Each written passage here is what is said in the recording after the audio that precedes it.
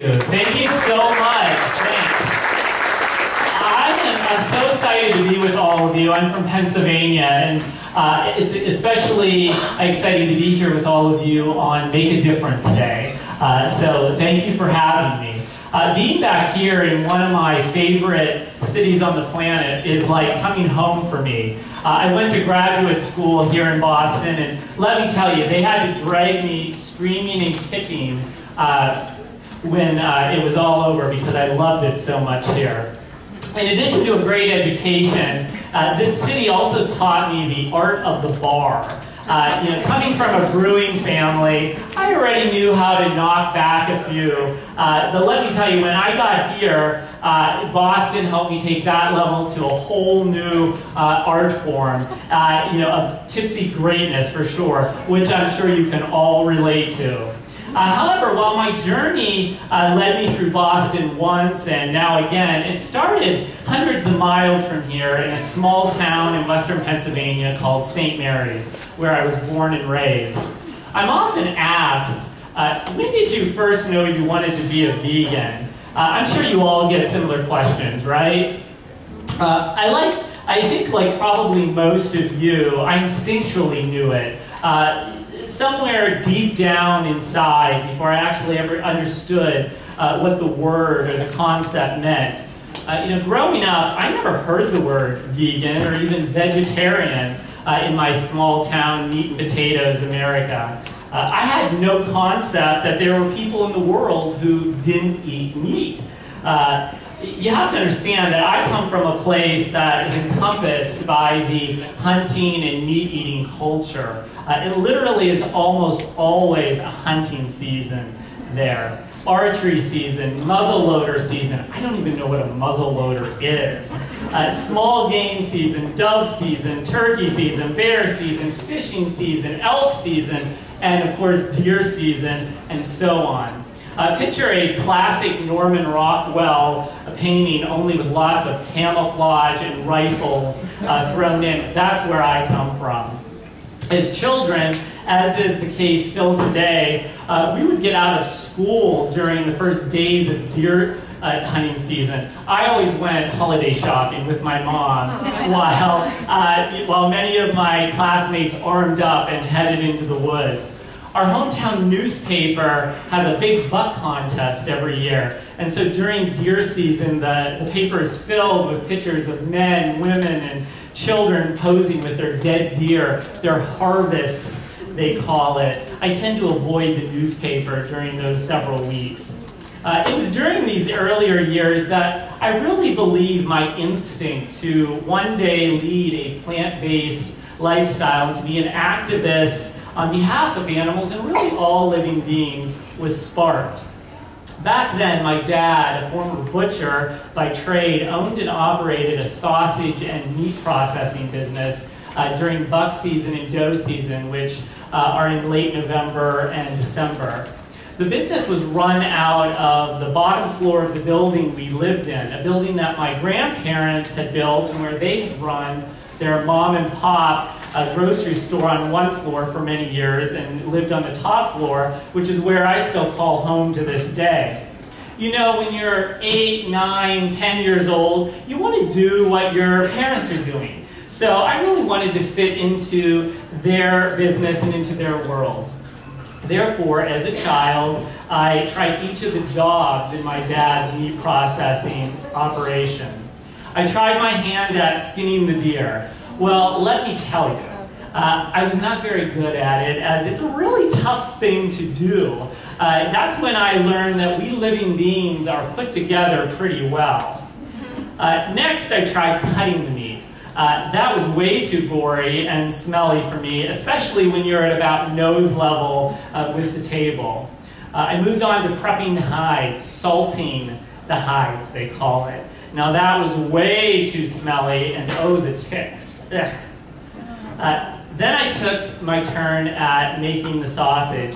Again, with nose at table level, that was way, way, way too smelly and slimy for me. Somewhere deep down, again, instinctually, I knew I wasn't cut out for this, but I didn't have a name for what this or it even was. Every time I tell this story, though, an image comes to mind. It's a photograph I have of a cousin and me as children posing with a dead bear that had been brought in for processing. Every time I look at that picture, I'm struck by how very sad I look. Down on my hunches, my hands securely tucked inside my pockets so I wouldn't have to touch the bear's body. I eventually was relegated to the front desk of my dad's meat processing operation, where I would write down what the hunters wanted done with their deer meat, and then with a rubber band I would attach the rolled up instructions to the inside of the deer's ear. I know, ick, right? And if the hunter wanted the horns, you know, as a trophy for their wall, they had to cut them off themselves because, again, I wasn't strong enough for that job either. That's where I learned that we living beings have pretty tough heads, too. You know, I think my dad paid me about $2 or $3 an hour to do that, to write down the hunter's instructions. It's almost poetic now when you think that that was literally my first paid writing job. And now I have the honor of writing vegan cookbooks and speaking on behalf of animals as an activist. Talking about coming full circle. Thank you. I started writing cookbooks in the early 2000s, just after finishing grad school here in Boston. They were not vegan at first, as neither was I at the time. Then, a few years ago, once I became fully ensconced in the culinary world, I started taking more of an active and mindful interest in the vegan and vegetarian lifestyles.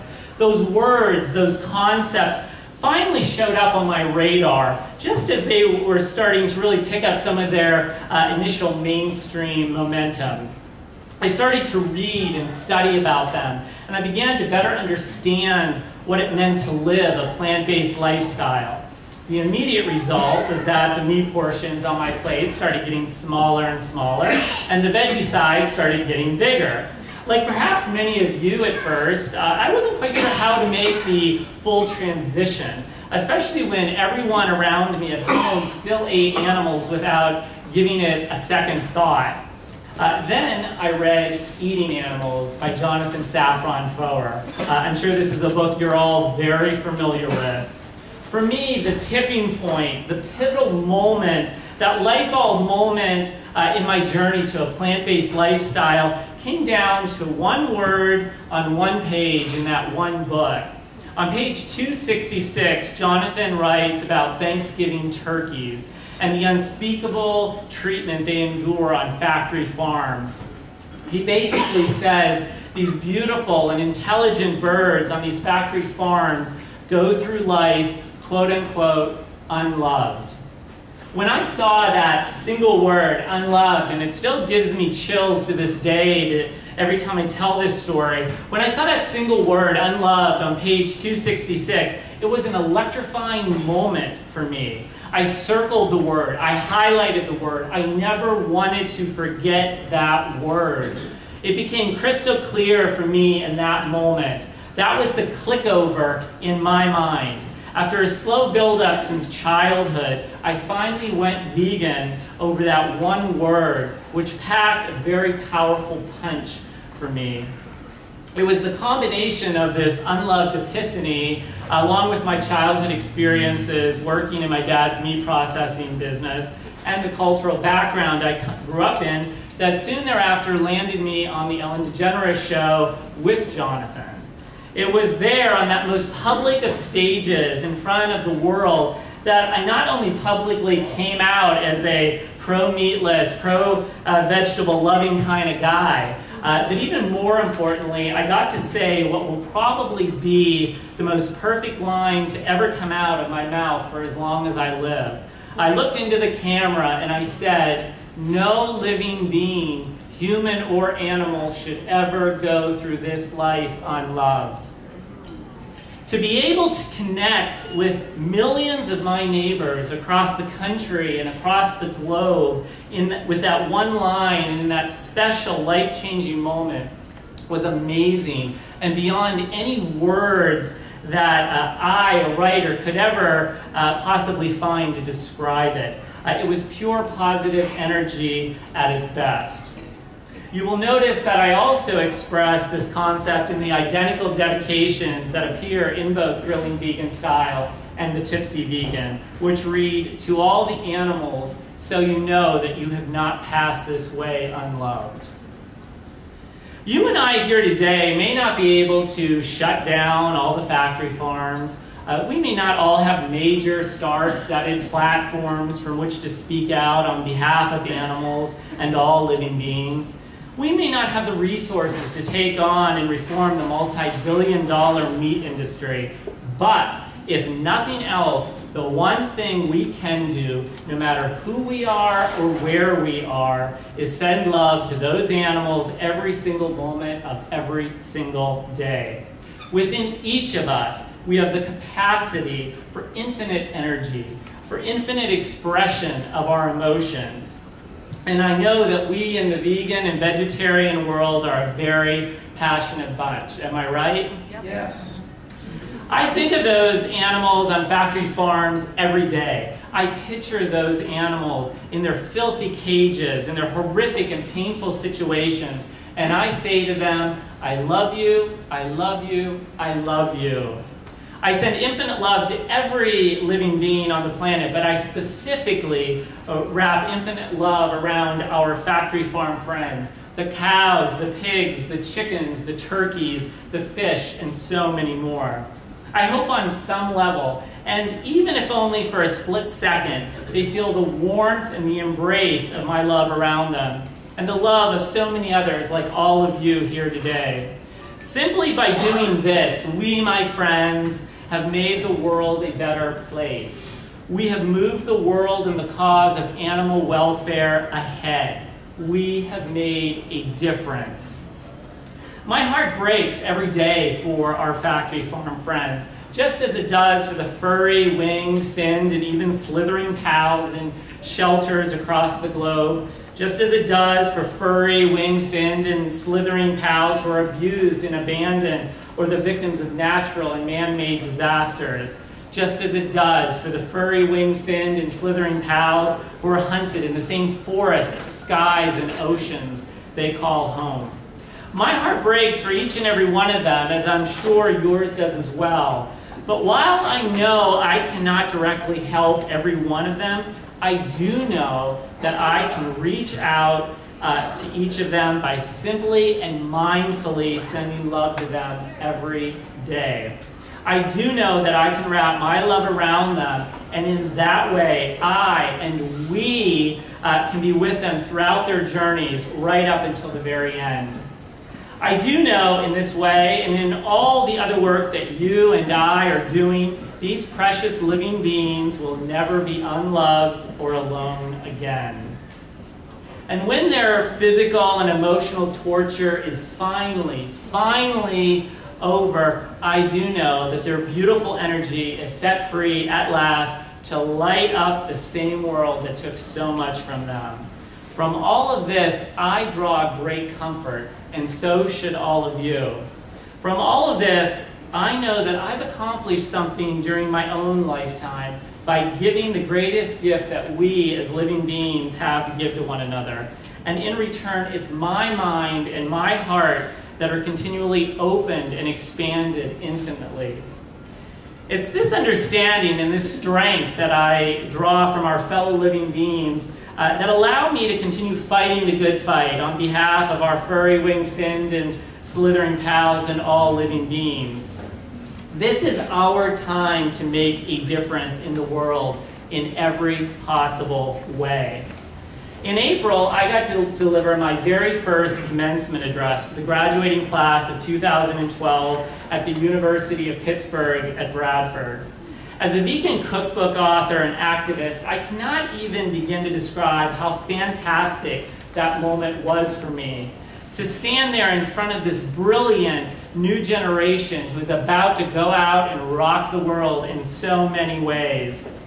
Much of my speech was centered around the concept of compassion, which is something you and I work towards every minute with every breath and every bite we take. I love the word compassion. I love saying it, I love hearing it, I love seeing it, I love creating with it, and above all, I love living it. When you look at the word compassion, you see two intertwined words within it, compass and passion. Compass meaning our direction in this life. Passion meaning what we love, our dreams, our goals, our natural gifts in this life.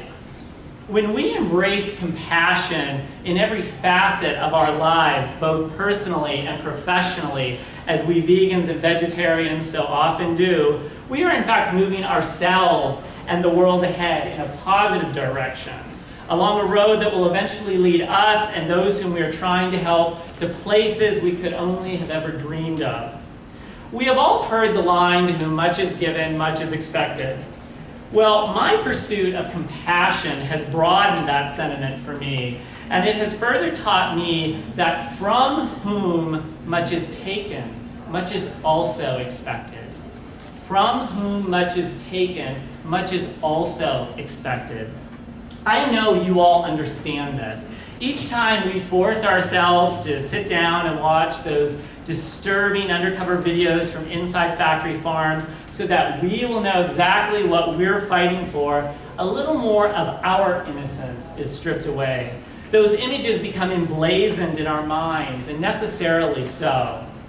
Each time we volunteer at an animal shelter and we interact with those precious rescue dogs and cats, and we see their ribs poking through starved flesh, or we watch as they look and cower in fear, even when approached by a gentle, kind human being, or we feel them shiver, shaking uncontrollably as we embrace them and tell them that we love them. During each of those times, a part of our hearts is ripped from our chests, yet we are reminded again of what we are fighting for. When my personal life took this huge turn towards a plant-based lifestyle, my career as a writer had to change as well. Luckily, I had an already established platform as a cookbook author, and I was able to then say, from now on, I'm going to write vegan cookbooks. I knew that this would be one more way that I could send out love and positive energy and make a difference in the world.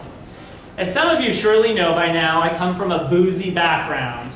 My family owns one of the oldest breweries in the country, the Straub Brewery in St. Mary's, which was founded by my great-great-grandfather, Peter Straub, in the 1870s. And my most notable cookbook before going vegan was the Ultimate Beer Lover's Cookbook, which is the largest beer cookbook ever published, with more than 400 food and drink recipes that all use what I like to call the golden rock star as a main ingredient. Coming from a beer family taught me a few things early on, especially some of my great aunts and uncles who, even into their 80s and 90s, and in one case to the age of 104, could drink anyone under the table.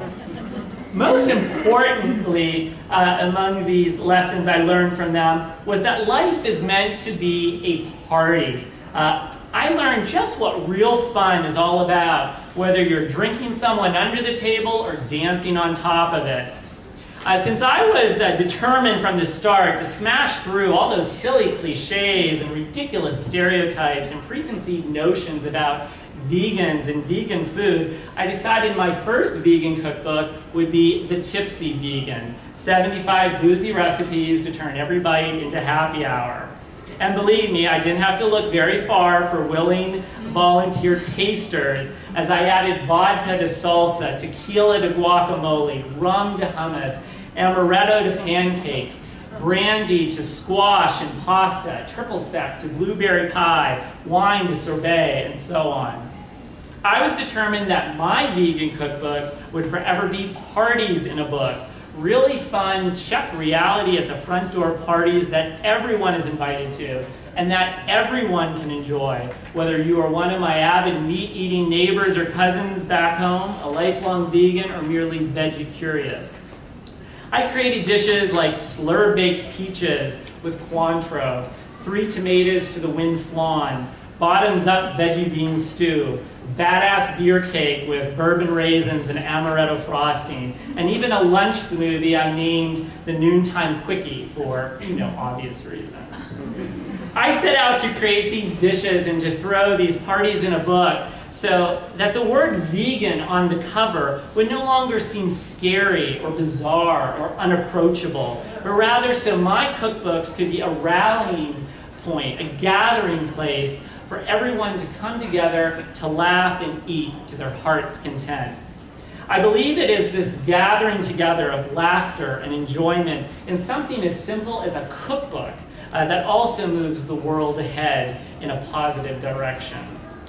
When I told you about my early childhood background and the culture that I come from, I didn't mean it to be disrespectful or even regretful in any way.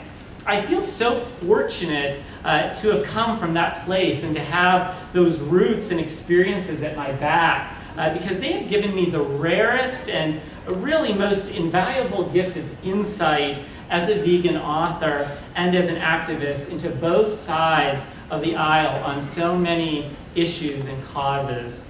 That connection to those people and those animals at home, good, bad, and otherwise, has allowed me to reach back across the aisle to the other side where I once lived and say, we may never agree on these issues, but the one area we can all agree on is that the torture and horrific treatment of factory farmed animals, and in fact all animals in abusive and neglected situations, must stop and must be reformed. There is common ground there. There is a start and a first step there. The release of my first vegan cookbook was followed less than a year later this past summer by my second vegan cookbook, Grilling Vegan Style, 125 fired-up recipes to turn every bite into a backyard barbecue. Once again, I sought to break through barriers and reclaim the grill for vegans, just as I had the bar. I sought to turn the grill into a year-round gathering place for all of us, a place where time is not counted in minutes or years, but rather in veggie burgers and corn cobs and laughter. I sought to once more create a fun party in a book where the words in the title on the cover aren't nearly as important as the delicious food and the positive energy that are on the inside for all to enjoy. I do this with dishes like tattooed watermelon salad, party on South Peach salsa, shishito heatwave, drive-in popcorn, a tailgating chapter with things like halftime pizza, flame day fries, seventh inning stretch tacos, blooming onion, and shiny happy poppers. There's a chapter of marinades where tofu, tempeh, and seitan finally get to tell their meaty counterparts of the grill, we can do anything you can do, only better and much kinder.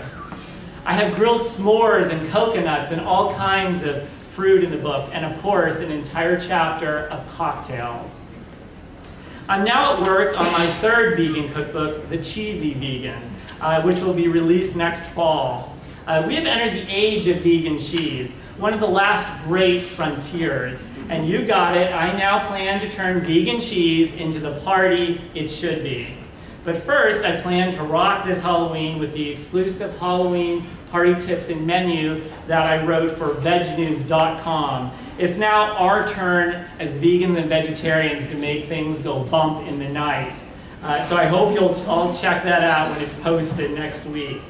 I'll leave you with this today, my friends. One of my favorite movies is To Wong Fu, Thanks for Everything, Julie Newmar.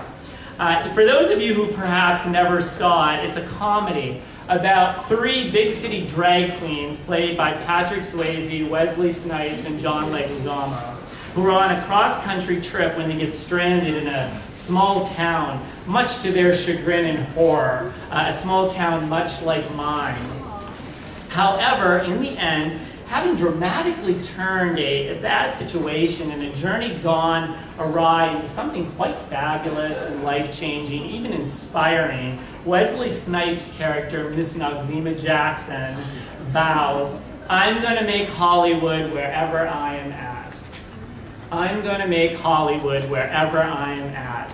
When I heard that line, it was another one of those light bulb moments for me. Almost instantly upon hearing that quote, it became my mantra, my life motto, my words to live and to write by. This quote embodies the very idea of living life to the absolute fullest. Not to mention, I bet this is the first time that a drag queen or someone pretending to be one has ever been quoted at a veg fest. My friends, I hope in our journeys together through our plant-based lifestyles and through our various efforts to help our fellow living beings, and yes, hopefully through your adventures in perusing my cookbooks, those parties in a book that I write for each one of you, I hope in those places and in those experiences that you will always find your Hollywood, your compass, and your passion. I want you to always love passionately everyone and everything you encounter, big and small, good and bad, furry and otherwise. I want you to always laugh until you're in tears. I want you to always embark on great adventures at a moment's notice, even into the darkest places that will challenge your souls, yet expand your hearts and minds. I want you to always know that, yes, you are changing the world for the better. You are all making a difference. And I want you to always raise a toast to life and to dance on tabletops, because I still do and I always will. Thank you so much.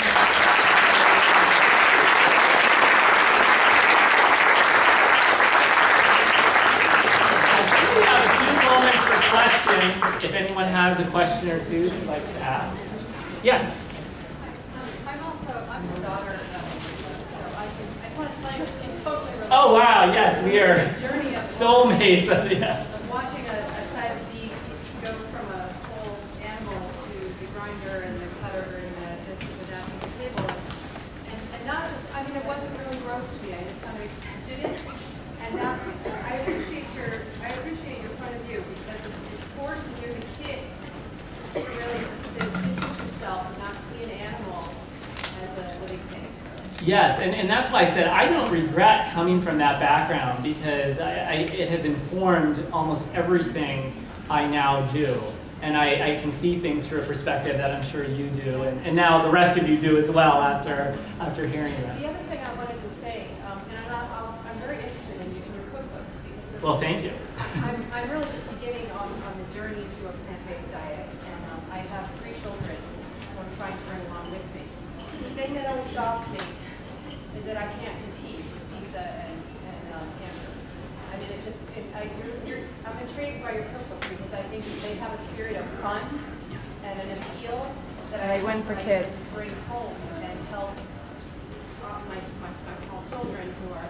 It's just there's a lot of pressure up there. Sure. Yeah. Well, the good thing is you don't have to deny them the pizza and the burgers, because we have some really great veggie burgers out there, and especially if they start eating them as children. And I have some great homemade veggie burger recipes in grilling vegan style. I think that, as well as a peanut butter and jelly sandwich that you do on the grill for the finicky little eaters. So, of course, not every day, but and of course there's some really great healthy alternatives to making pizza as well. But I think you're heading in the right direction, and it is challenging. I have, listen, the utmost respect for all of you young parents out there, really parents of any age, but I don't have kids, and I know how busy and hectic my life is, so I cannot even imagine what the rest of you are going through with jobs and kids and school and homework, and so I tip my hat, and I have the greatest respect for all of you. And I appreciate your comment about my books being fun. That's the #1 rule. There's so many stereotypes surrounding everything we do in this world, not just vegan, vegetarian, but also stereotypes of age. Like, oh my goodness, I'm 30, now I'm 40, now I'm 50. I don't care what age you are. Here's the mark. Are you fun or not? If you're not fun, please step aside, learn how to be fun, and then come back. And then we're going to get up on the table and we're going to dance. And that's the spirit I do try to bring in my books, because I want the cooking to be just as fun as the eating. Thank you so much. Yeah. So I'm really inspired by Ellen DeGeneres, being so vocal about her. Was it fun to meet her and oh, of course, of course. I can only imagine.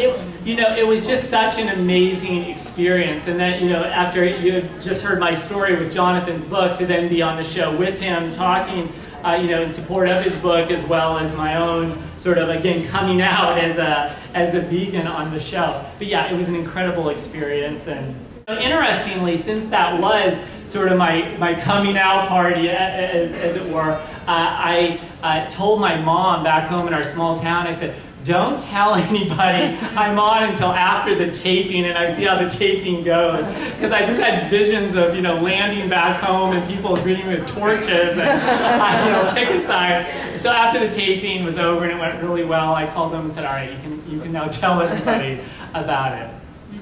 Yeah? Can you talk a little bit about your development of vegan cheese? Yes, well, I'll be able to talk more about it actually next year. We're currently in the process of developing the cheeses. And, with anything else, it's very much trial and error. There are a lot of things that we are trying. And so I'm sort of like keeping a tight lip on it because really the recipes right now are all still in progress. But it definitely is sort of the next frontier because so many people love cheese and so many people, they have a hard time making that full transition because of the cheese. And I really want to help them be able to do that. And besides, this is going to be cheese that's delicious and I'm going to have a lot of just regular food dishes that the cheese can then be used in because it should be fun. And it shouldn't matter whether you're vegan or vegetarian, you should be able to enjoy the recipes. Yes? I'm from Western Pennsylvania. Oh, great. What part? Yes, from Farrell, Sharon, okay. Pennsylvania. And so I remember growing up and living by the seasons. But one season you forgot was groundhog. I know. And we're the home to Punxsutawney Phil, too. He's about an hour away from us. Yeah, it's always a hunting season there.